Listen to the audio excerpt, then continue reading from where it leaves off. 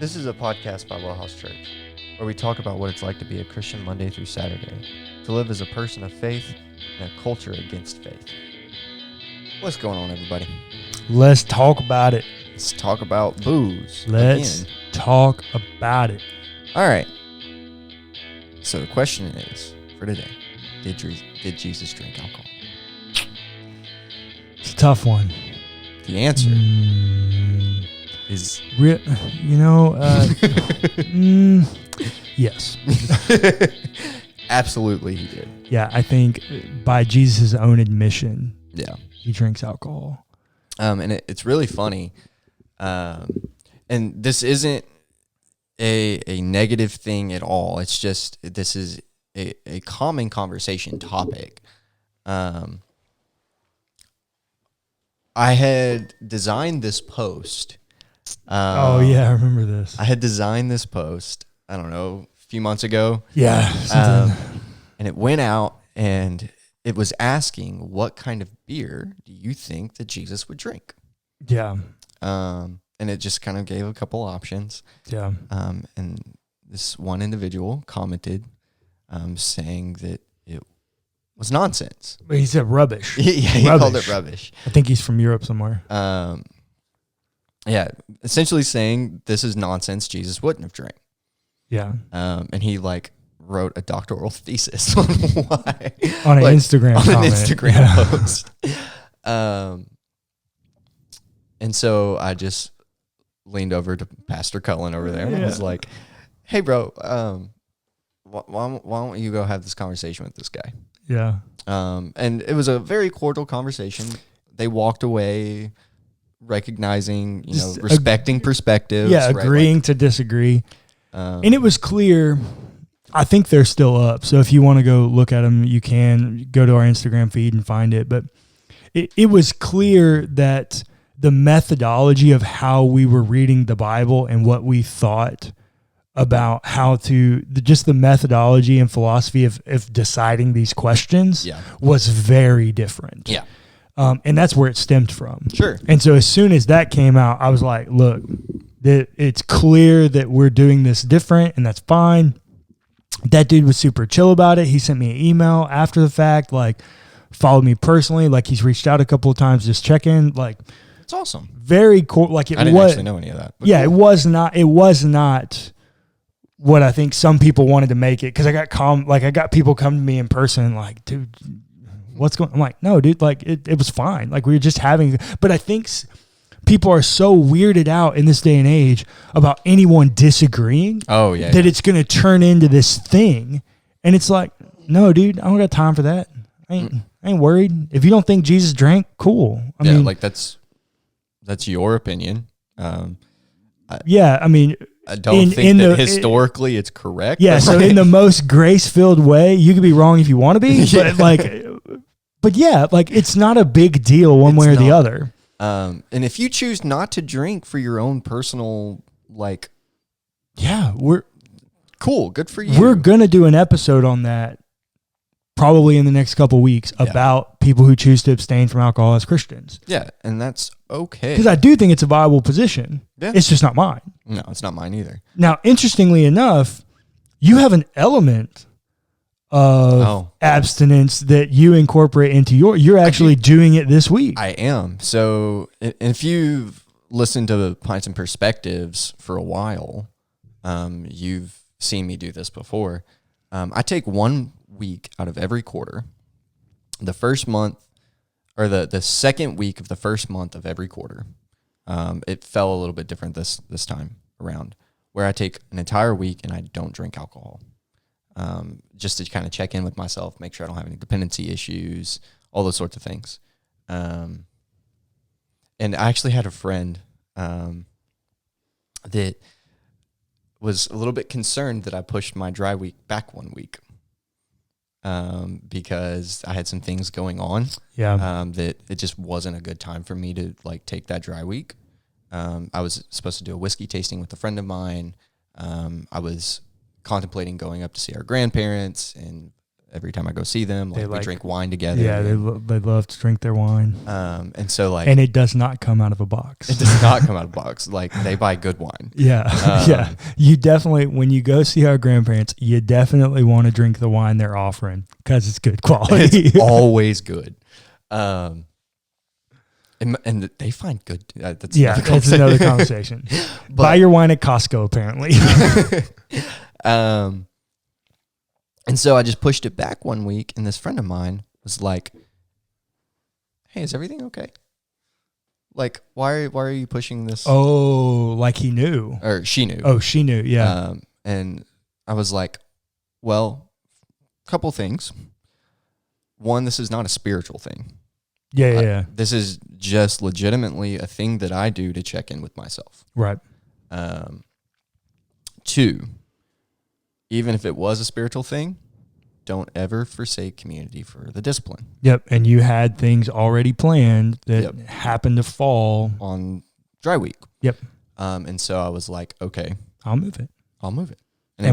And interestingly enough, like when Clayton chooses to do dry week, he holds to it. Like we're going out Saturday night and he's on dry week. He is not drinking. No, I'm DD.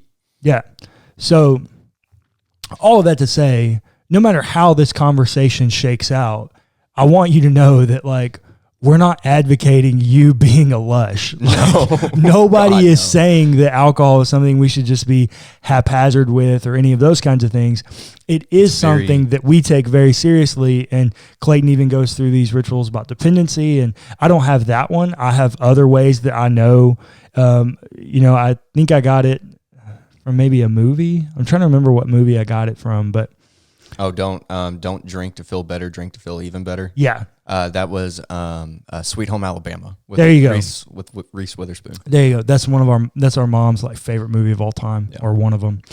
And so like I know that if I'm doing it to mask a pain, okay, like something else is going on, need to go back to therapy, like got some crap that I needed to work out. For Lent, I gave up liquor because I just felt like I was at a place in life where liquor wasn't treating me well.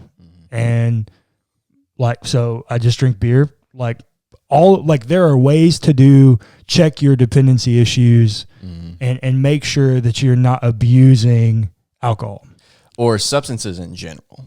Right. Yeah. That's fair too. Yeah.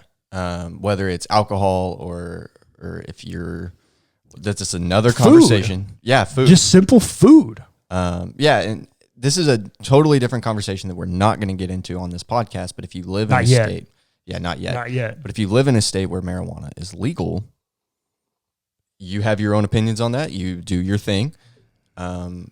But you want to make sure that you're checking in with yourself every once in a while. Yeah, for sure. So with that, all the PSAs and like, once again, all the things we feel we need to say out of the way, let's talk about some Jesus texts about drinking alcohol.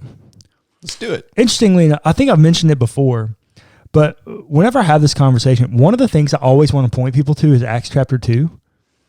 Because at Pentecost, when they all start speaking in tongues, and the bystanders around, these fools drunk. Yeah, they're drunk. They're mad, right? They're so drunk. And Peter's hearing all this, and Peter stands up to preach his Pentecost sermon, the creme de la creme, the one where he brings up Joel and women prophesying and the sermon of the century. Yeah. And he stands up and starts it. Ladies and gentlemen, please take your seat. We are not drunk because it's only 9 a.m. He could have easily said, we don't drink. Yeah. But he didn't. Yeah. He said, it's only 9. It's 9 a.m. Who's drunk this early?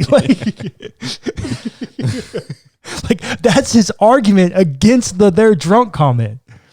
Yeah. It's like, bro, I hadn't even had breakfast yet. Okay. That, when I first saw that, I was like, okay, I see you, Peter.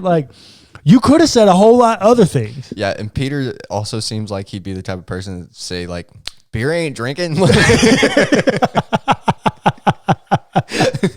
He does seem like the kind of person that would say something like that. Yeah. Peter, what's in that glass? Water. Looks like wine. Oh, man, Jesus did it again. Yeah. All right. So now, some texts about Jesus. I think there are two texts that, we talked about the wedding at Cana before. Yeah. Which I think Jesus is a guest at this wedding. Yeah. And in the ancient world and honor shame culture, like, you're really concerned about the way in which you're honoring your host. Sure. I dare say it's disrespectful for Jesus not to drink the wine. Mm-hmm. So I do think when I read that text, especially since Mary comes to him, is like, dude, they're going to run out of wine. Like, there's this whole shame thing around it.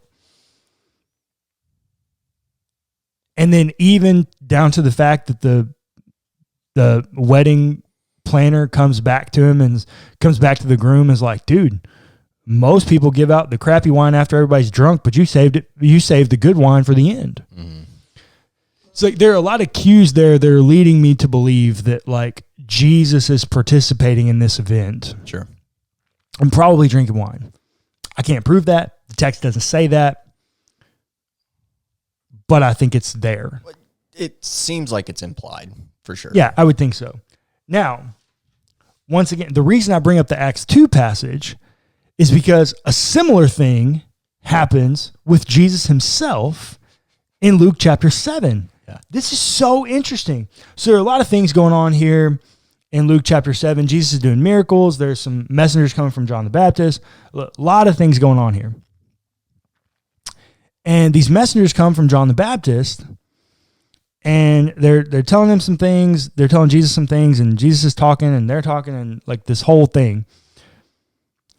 But then in verse 33, it says, "For John the Baptist has come eating no bread and drinking no wine. And you say he has a demon." Okay, quote. Somebody else is saying this. Verse 34, "The Son of Man has come eating and drinking, and you say, look, a glutton and a drunkard, a friend of tax collectors and sinners." Where would they get the idea that he was a drunkard if they had never seen him drink wine before? Well, and clearly they've seen John the Baptist not drink wine. Yeah. Because they say he doesn't. Mm-hmm. But then they've seen Jesus do it, and they say, look, he does eat, and he does drink wine, and he is a glutton, and he does hang out with sinners, and he is a drunkard. Yeah. And yet Jesus doesn't, like, he doesn't even try to refute them. Mm-mm. Like, it's not a thing for him. Yeah. Well, one, they're just accusations. Right, so that's the deal. Yeah. They're accusations. But I don't think they're empty. No. I think they've seen Jesus drink. Probably. It's unlikely to me. If you're truly trying to sabotage someone, you have to tell a lie that has little bits of truth in it. Exactly. Like, you have to tell somebody something that could be fathomable. Yeah. For instance, if you've never drank anything, mm-hmm. right, and somebody says, "Hey, I caught Clayton at a party drinking beer," I'm like, no way, dude. Yeah. Get out of here with your nonsense. Dude's never even had a drop of alcohol. Yeah, not happening. Same way if you're like 5'2", 90 pounds soaking wet, and people are like, "Hey, I saw Clayton bullying a 300-pound man." Like, bro, probably not. Yeah. Clayton's not suicidal. Like, it's not what's happening there. You don't, if you're really trying to sabotage someone, which is what the Pharisees are trying to do. Sure. That Jesus' enemies are trying to do this. You don't hurl completely empty accusations. No. Because then you're the boy who cried wolf, and there's all these things like nobody believes you anymore. These are respectable people in their communities. Like, they don't want to lose that status. There's probably something in this that someone could believe, oh, wait, maybe Jesus is a drunkard. Mm. He's not. Right. But the accusation's not empty. They've seen him with a glass of wine in his hand. Sure. I mean, they just have had to. Then, and here's the big piece. I say this all the time, and I don't mean it the way it comes out. I realized that as I was editing back the other day. I say a lot of time like Jesus is a good Jew or Paul is a good Jew, and I don't mean that as a pejorative as much as it comes out that way. Like, they're just good practicing Jewish men. Yeah. And so they do things that Jews do. I don't think that was coming off as pejorative. Okay, I hope not. I didn't take it that way. I listened to it back and I was like, oh my gosh, I hope nobody's like... Because at the time, you wanted to be a good Jew. Yeah. Right? Like, well, but now Jew itself has somewhat become a pejorative, right? You have people just say things where Jew is the butt end of the comment. Yeah. Right. And I don't mean it that way when I say it. It's just they're Jews. They're called Jews in the Bible. Jesus is a good Jew. Like, it's what's happening. And as Jesus is a good Jew, he participates in festivals. He participates in feasts. Yeah. These feasts have wine. Like, do not miss that. All of these feasts include wine. Yeah. And while we're on it, we got a little bit extra time here. Let's talk about how wine is made. Let's talk about how anything fermented is made. Okay? The way you ferment something is you have a liquid. If it's beer, it's water with grains that you've extracted the sugars and flavor from the grains into what is called wort. Mm-hmm. You then add yeast to it to eat the sugars, which is the fermentation process that is the chemical reaction that makes alcohol. Yeah, what happens is the yeast will eat the glucose molecules and essentially create alcohol from that. Well, alcohol is the byproduct of the chemical reaction of the yeast consuming the sugar. Right. With wine, it's grape juice, but same thing. Instead of water and grain, it's just grape juice that you pitch yeast in. The yeast eats the sugar. The byproduct is alcohol. Mead is water and honey. Yep. Which is the same thing. You pitch the yeast eats the sugar, and like anything fermented is this. This is the process of making it. Any alcoholic beverage started there.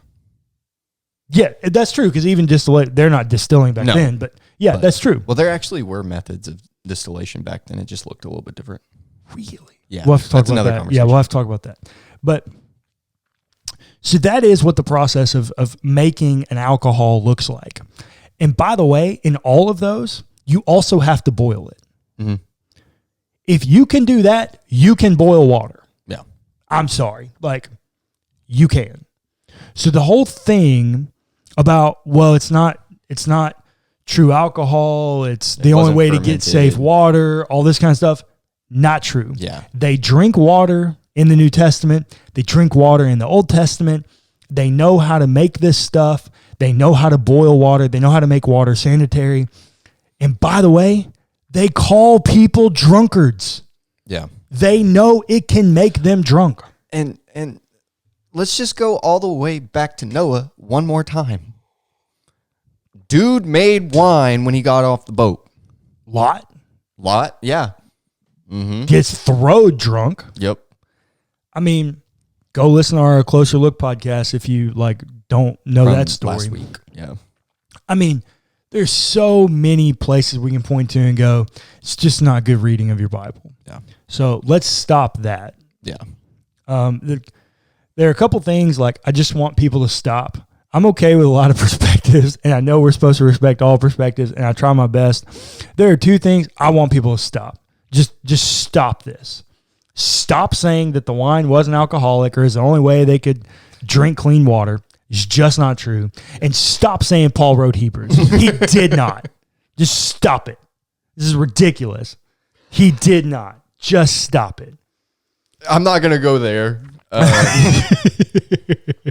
I don't believe that Paul wrote Hebrews, but I'm not going to put my stick in that fire. So those are my two little hills to die on, I guess. But So all of that to say, Jesus is a good Jew, and they're drinking wine for the festivals, and they know how to do this. They know how to get things other than wine. They are smart people. Actually, I found this out. Where Abram is living when he's called, archaeologists are pretty sure they found it. And as they're excavating the city, it was like it had running water.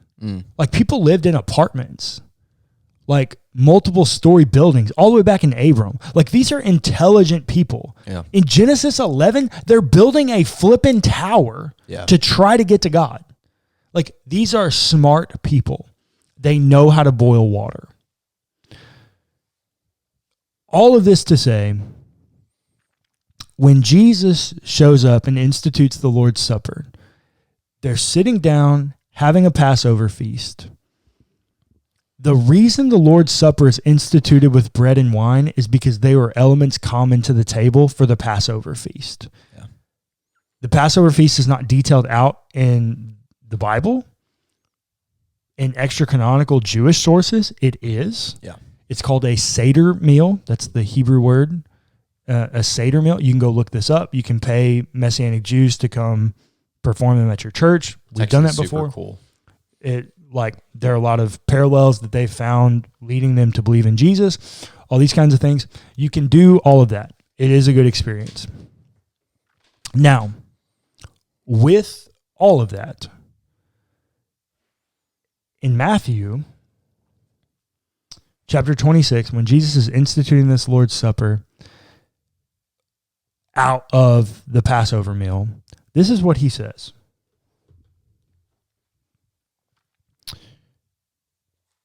Jesus said, or the text says, Matthew 26, verse 26.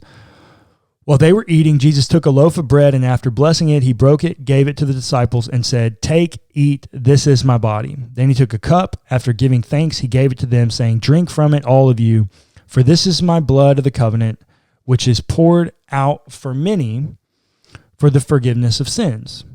Verse 29, "I tell you," Jesus speaking, "I will never again drink of this fruit of the vine until the day when I drink it new with you in my Father's kingdom." Meaning he drank wine previously. At least by that point, he had drank it at least once before. Yeah. And he says that I won't drink again. Again, that's the key word. If he'd have said, "I tell you, I will never drink of this fruit," until, fine. Yeah. That doesn't lead me. But the text says, "I will never again." Yeah. That's the key word. Meaning, at some point, he did. Yeah. Before that moment. Presumably, at the very least, right in that context where he's a good Jew drinking and participating in the Passover. Yeah. Like, that's what I would think. The accusations earlier in Luke 7 let me know that people have seen him drinking before that. Mm-hmm. Him providing all that wine, 150 gallons of wine at the wedding at Cana.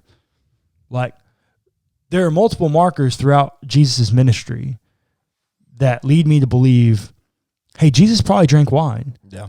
His own admission right here. Yeah. Now, what do you do with that? You take it for what it is. Mm-hmm. You don't try to massage it or make the text mean something it doesn't mean. Like, that's where we get into poor hermeneutics, because we're trying to manipulate the text to fit our worldview. Yeah. If you want to say that abstinence is fine or that that's the way to go, cool. But don't lie and say that Jesus didn't drink or Jesus prohibited alcohol or those kinds of things. Like, that's where we get people to go, well, what else are you lying about? This doesn't make sense. We live in an information age where any question we want answered is at our fingertips. Yeah. Like, we've got to be better readers of our Bible if we're going to continue to have an impact in culture. Because that's the deal. Faith and culture, by and large, in America at least, I know we've got a lot of listeners in Europe and the Middle East and Asia. I don't know those cultures as well, but at least here in America, faith and culture seem to be they seem in to be, combat, yeah. almost. And so I think if we're going to have any level of influence or input in culture, we've got to be better readers of our Bible. Absolutely. Because everybody knows that Christians go according to this book. But there are a lot of things that Christians have said that do not align with this book. Mm-hmm. When I read this text, like when I read these texts, when I read the New Testament, when I read the character of Jesus, I see no reason to think that he didn't drink wine. Mm-hmm. Paul. Yeah. 1 Corinthians 9. I become all things to all people. Yeah. Like, the author of Timothy saying, drink a little wine. Drink a little wine for your stomach. It's good for your stomach. Yeah. Like, I see no reason to think that these guys were abstaining. Yeah. If you think abstinence is the way to go, cool. That is more power choice to you. For you. Yeah, more power to you. Yeah. Don't say that it's required biblically. No. Because it's not. We are going to look at some other texts. Next week, we're going to look at those who want to abstain. Mm-hmm. Cool. There are places where you can do that. There are reasons that you should do that. We're going to look at those texts. And then in there, we're also going to look at some texts where it talks about drunkenness and the kind of idea around drunkenness, that that's not the way to go. But when we bring that all together, the point that I want to get to here and leading up to this is like, we've got to stop this whole thing that like, because I have a worldview or I think this is how it should work, I'm going to manipulate the text to make it say what I want it to say. The text says what the text says. Now, what you do with it is another question. If you want to abstain, cool. Nothing wrong with it. Yep. Absolutely nothing wrong with it. But you also don't get to judge people who choose not to. Yeah. And just because you catch a friend of yours having a beer somewhere doesn't mean they're an alcoholic. No, not at all. It means that they enjoy having a beer. Yeah. Catch me outside. How about that? Oh, God, Cullen, that's dead. That's long been dead. Somebody said that to me the other day, and I was like, oh, wait, I forgot about that. She's actually a rapper now. Wow. I'm never going to say that again now. Gosh, I hate social media. Gosh, I hate it. Anyways, so all of this to say, wherever you're at on the conversation of drinking alcohol as a Christian and those kinds of things, that's fine. We've given you one side of it already. We'll give you the abstinence side next week. And today we've answered the question, did Jesus drink wine? Yes. Probably so. Yeah. Probably so. I mean, his own admission, I will never again. Mm. That again's a pretty big word. Yeah. And so for all my friends that are out there that are listening to this who are abstainers but are also inerrantists, you got to do something with this now. Yeah. And as we've said, don't go back to the whole, that's the only way to drink safe water. Because that's just not true. It's just not true. Like, stop that. And if you want to abstain, one more time, if you want to abstain, it is okay. Cool. We are not judging you. No. Good for you for making that choice for yourself. Well, but that is a choice for yourself. And we do still advocate that some people do abstain. And they should. If you are in recovery, this is not a liberty you get to participate in. No. If it has been a problem for you in the past, this is not a liberty. This is a sacrifice you make because of who Jesus is in your life. Or if you feel like you have an addictive personality and you don't even want to like risk it, good for you. Great. That is a choice that you've made for yourself. Exactly. Just recognize that is a choice that you made for yourself. And own it. Yeah. Stop trying to say the Bible calls us to abstinence. It does not. If you want to, there's nothing wrong with that. But just like we're talking about here with Jesus, Jesus most likely drank wine. Paul most likely drank wine. He tells Timothy to drink wine. The Old Testament and other places commission wine to be drank at the festivals. Like, stop saying that the Bible requires abstinence, because it does not.